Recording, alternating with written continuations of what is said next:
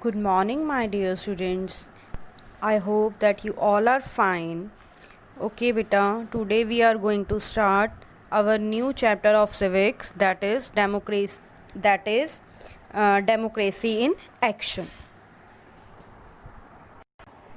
In this chapter, we are going to read about the universal adult franchise, elections, political parties, and the role of opposition. First of all, I am going to explain the brief of this chapter. Institutional representation of democracy.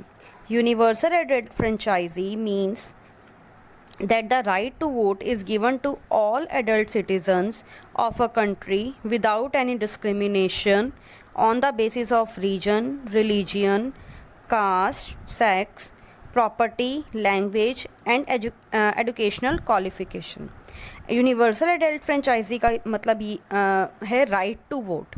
अब right to vote जो है वो India के अंदर रहने वाले हर एक citizen को दिया गया है, चाहे वो किसी भी रीजन का है, किसी भी धर्म को मानता है, चाहे वो मैन है या वुमेन है, किसी के पास जितनी मर्ज़ी प्रॉपर्टी है, लैंग्वेज जो मर्ज़ी बोलता है, एजुकेशन क्वालिफ़िकेशन जितनी मर्ज़ी है, सबके पास राइट टू वोट है.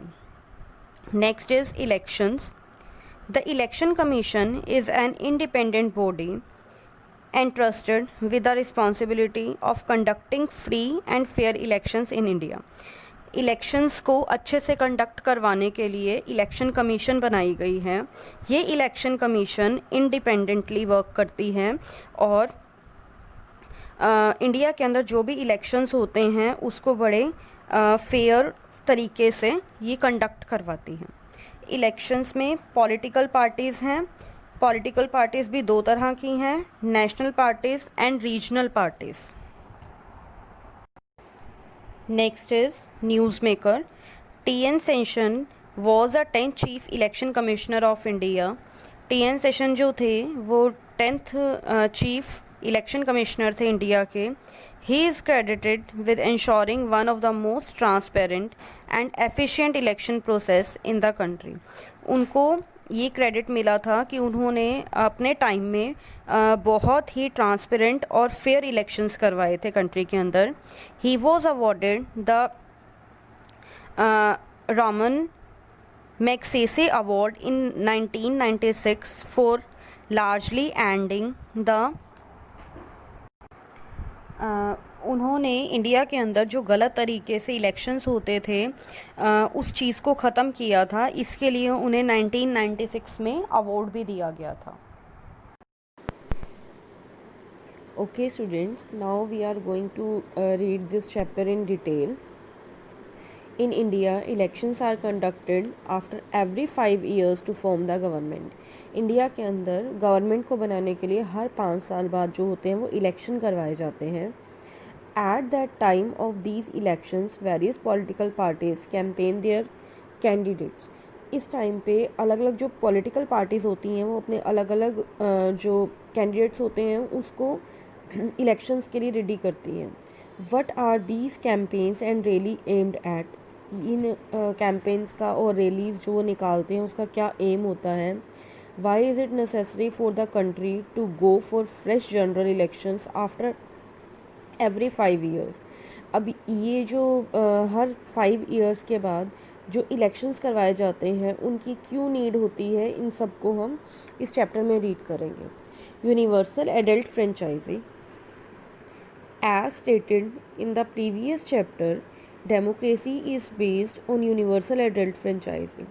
हमने लास्ट चैप्टर में ये रीड किया था कि जो यूनिवर्सल एडल्ट फ्रेंचाइजी है, हमारी जो डेमोक्रेसी है वो उसके ऊपर ही पूरी तरह से बेस्ड है.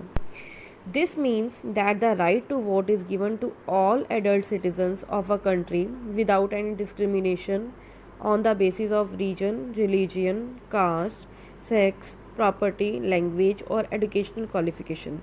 मतलब right to vote universal adult franchise का मीन्स है right to vote.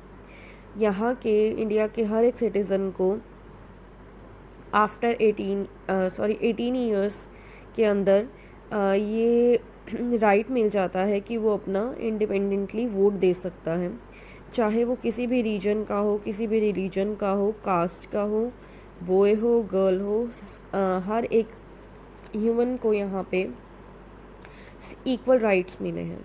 The value of the vote of a citizen, rich और पुअर, हर एक सिटीज़न के वोट की वैल्यू है, चाहे वो रिच है चाहे पुअर है, लिटरेट है या इललिटरेट है, चाहे वो पढ़ा लिखा है या नहीं है, मैन और वुमेन, चाहे वो मैन है या women, is the same in India.